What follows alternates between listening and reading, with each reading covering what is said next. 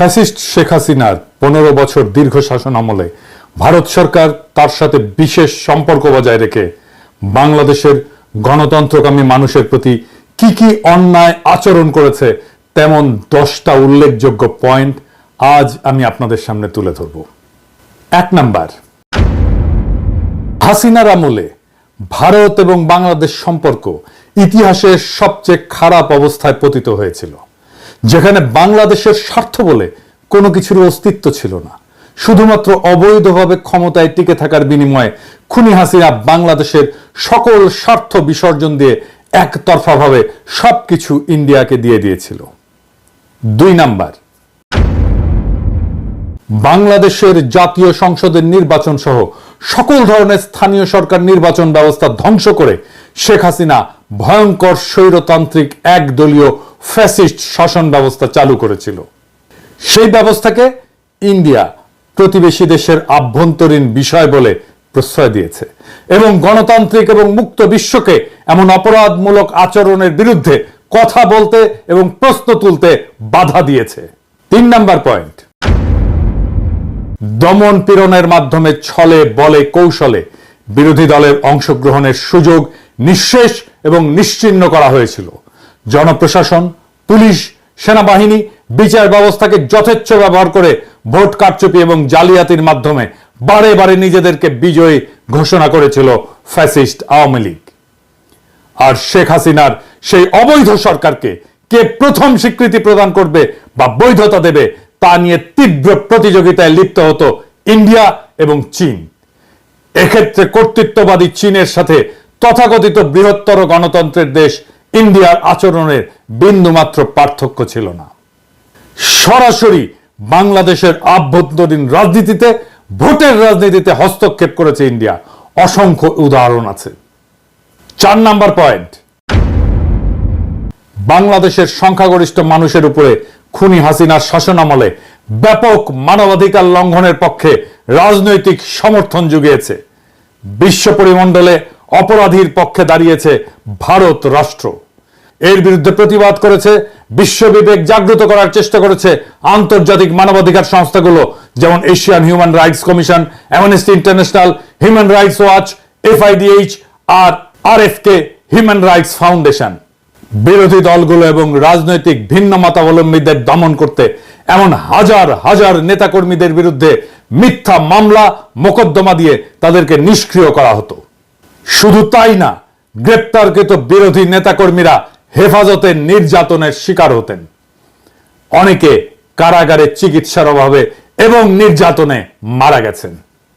বিরোধী দলীয় সমাবেশ এবং আন্দোলনের উপরে সরকার সমর্থিত বাহিনী নিয়মিতভাবেই সংঘবদ্ধ হামলা করেছে এবং সকল ক্ষেত্রে এইসব অপরাধীরা বিচার থেকে রেহাই পেয়েছে। আইন শৃঙ্খলা বাহিনী, বিশেষ করে র্যাব এবং পুলিশ অজস্র বিচার বহির্ভূত হত্যাকাণ্ড ঘটিয়েছে। ক্রসফায়ার বা বন্দুকযুদ্ধ নামের ঘটনাগুলোতে বহু বিরোধী দলের নেতা কর্মী প্রাণ হারিয়েছে। বিরোধী দলের নেতাকর্মী, সাংবাদিক, নাগরিক সমাজের অজস্র নেতাকর্মীদের গুম করা হয়েছে এবং এই কাজে নীরব সমর্থন জানিয়েছে সব সময় ভারত রাষ্ট্র। 5 নাম্বার পয়েন্ট, সাংবাদিক এবং মানবাধিকার কর্মীদের উপরে ডিজিটাল সিকিউরিটি অ্যাক্ট ব্যবহার করে হয়রানি এবং গ্রেপ্তারের ঘটনা অহরহই ঘটেছে। মুক্ত সাংবাদিকতা এবং মত প্রকাশের স্বাধীনতাকে কঠোরভাবে দমন করা হয়েছে। সরকারের বিরুদ্ধে সমালোচনা করা ব্যক্তিদেরকে গ্রেপ্তার করা, আটককৃতদের নির্যাতনের শিকার হওয়ার ঘটনা ছিল নিত্য নৈমিত্তিক বিষয় এবং অসংখ্য মানুষকে দেশ ছাড়া করা হয়েছে। মানবাধিকার রক্ষা করতে চাওয়া ব্যক্তি এবং সংস্থাগুলোকে নিয়মিত হুমকি, নজরদারি এবং প্রশাসনিক হয়রানির মুখোমুখি হতে হয়েছে। মানবাধিকার সংস্থা অধিকারকে বন্ধ করে দেওয়া হয়েছে।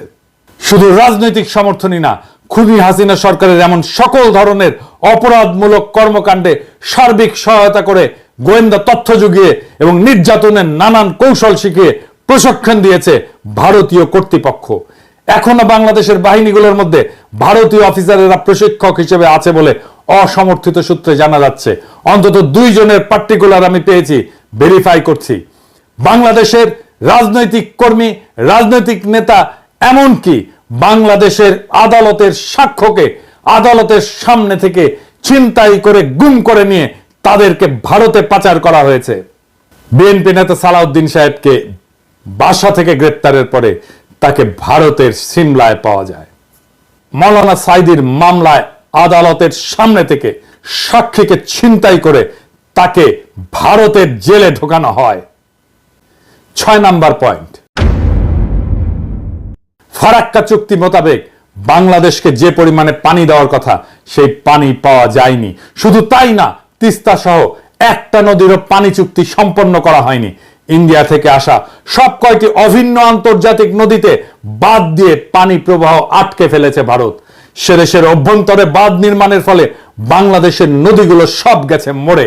নদী আমাদের প্রাণ, আমাদের প্রধান যোগাযোগের মাধ্যম, জীবিকার প্রোটিনের উৎস, সেইটা পুরোপুরি ধ্বংস করে দিয়েছে ভারত, যা বাংলাদেশের জনগণের মধ্যে তীব্র অসন্তোষ তৈরি করেছে। 7 নম্বর পয়েন্ট, নানা ধরনের ছলচাতুরি করে ট্যারিফ বসিয়ে ভারতের বাজারে বাংলাদেশি পণ্য ঢুকতে বাধা সৃষ্টি করেছে। আর উল্টো দিকে বাংলাদেশের বাজার ভারতীয় পণ্য দিয়ে সয়লাভ করে দিয়েছে। ফলে দুই দেশের বাণিজ্যে ভারসাম্যহীনতা দীর্ঘদিন ধরে বিদ্যমান, যা বাংলাদেশে অর্থনৈতিক অসন্তোষ সৃষ্টি করেছে। 8 নাম্বার পয়েন্ট, বিএসএফ কর্তৃক বাংলাদেশ সীমান্তে নিয়মিতভাবে এদেশের নাগরিকদের হত্যা করা ভারতীয়দের কাছে একটা কৃতিত্বের ঘটনায় পরিণত হয়েছে। খুনি হাসিনা নিজে, তার স্বরাষ্ট্র সহ অন্যান্য মন্ত্রীরা, এমনকি ডিজি সহ বিজেপির শীর্ষ কর্মকর্তারা এই জন্য নিহত এবং আহতদের দায়ী করতেন। নির্লজ্জ এই সমস্ত দালালদের কে বুঝাবে যে অবৈধভাবে সীমান্ত পাড়ি দেওয়ার অপরাধে একজন মানুষকে বিনা বিচারে মৃত্যুদণ্ডে দণ্ডিত করা যায় না। ইন্ডিয়ার এমন সকল ভয়াবহ অমানবিক আচরণ তাদের প্রতি বাংলাদেশের মানুষের ঘৃণা আকাশ স্পর্শী করেছে এবং প্রতিরোধের স্পৃহা গড়ে উঠেছে। তাদের আসাম রাজ্যের এনআরসি কার্যক্রম শেষে ভারত সরকার খুবই অন্যায্য এবং অন্যায়ভাবে সেখানে বাংলাদেশ থেকে অভিবাসী যাওয়ার অভিযোগ তুলে দোষারোপ এবং চাপ সৃষ্টি করেছে। শুধু তাই না, বিজেপির প্রধান নেতা অমিত শাহ বাংলাদেশিদেরকে উই পোকার সাথে তুলনা করেছে এবং বাংলাদেশিদেরকে উল্টো করে ঝুলিয়ে রাখার কথা বলেছে। 9 নাম্বার পয়েন্ট,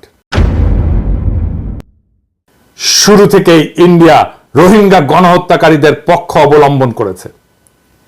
একজন রোহিঙ্গা শরণার্থীকে তারা ভারতীয় সীমানায় ঢুকতে বা আশ্রয় নিতে দেয়নি এবং রোহিঙ্গাদের খালি করে দেওয়ার পরে ওই জায়গায় গিয়ে ভারত তার সমস্ত ব্যবসাপাতি নিয়ে বসিয়েছে। ব্যবসা বাণিজ্য চলছে তুমুল ভাবে।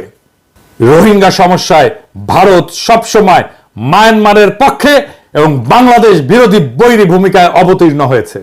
দেশবাসীকে আহ্বান জানিয়ে বলতে চাই, গণঅভ্যুত্থান এবং জুলাই বিপ্লবে অংশগ্রহণকারী সকল রাজনৈতিক দল, ছাত্র জনতার সংস্থাগুলো একসাথে বসে ভবিষ্যতের জন্য এদেশের বৈষম্য বিরোধী উন্নয়নের নীতি কৌশল নির্ধারণ, অভিন্ন পররাষ্ট্রনীতি, প্রতিরক্ষা নীতি প্রণয়ন করতে হবে।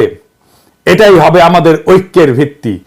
দেশবাসীকে আহ্বান জানিয়ে বলতে চাই, গণঅভ্যুত্থান এবং জুলাই বিপ্লবে অংশগ্রহণকারী সকল রাজনৈতিক দল এবং ছাত্র জনতার সংস্থাগুলো বসে 3টা সনদ লিখতে হবে। কি কি?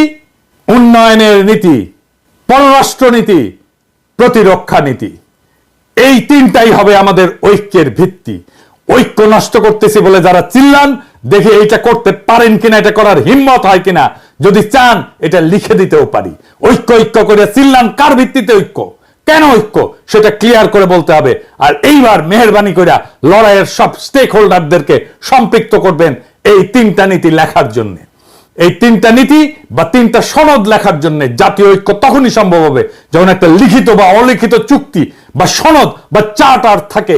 নবী করিম পিস বি আপন হিম একটা চার্টার করছিলেন, মদিনা সনদ। এইরকম একটা সনদ বানান। বাংলাদেশ মুক্ত হয়েছে শুধুমাত্র ভোটের জন্য না, বাংলাদেশ মুক্ত হয়েছে একটা নতুন রাষ্ট্রের জন্য। এটা আমাদের জাতীয় মর্যাদা, স্বাধীনতা এবং ভবিষ্যৎ প্রজন্মের জন্য। এই লড়াইয়ে আমরা জয়ী হবই।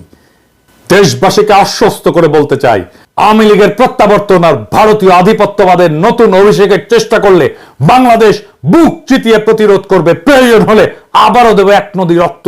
তবুও সেই আওয়ামী শাসনে ভারতের দাসত্বের জীবনে কখনো ফিরে যাব না। হয় মুক্ত স্বাধীন মাতৃভূমি অথবা মৃত্যু, এর মাঝামাঝি আর কিছু নয়। ইনকিলাব জিন্দাবাদ।